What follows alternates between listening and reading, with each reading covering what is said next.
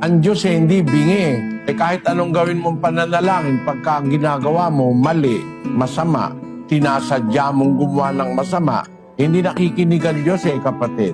Ngayon, para wag niya nang pakinggan ang ginagawa ng Diyos, yung nasa 3:44 ng panaghoy.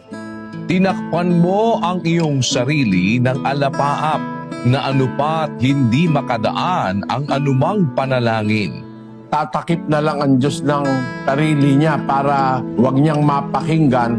Mabubuisit lang kasi siya pag ang nananalangin ay taong masama. Kaya sa isang talata ng Juan 9:31, ganito nakasulat. Nalalaman naming hindi pinakikinggan ng Diyos ang mga makasalanan, datapwat kung ang sino mang tao'y maging mananamba sa Diyos at ginagawa ang kaniyang kalooban, siya'y pinakikinggan niya. Ang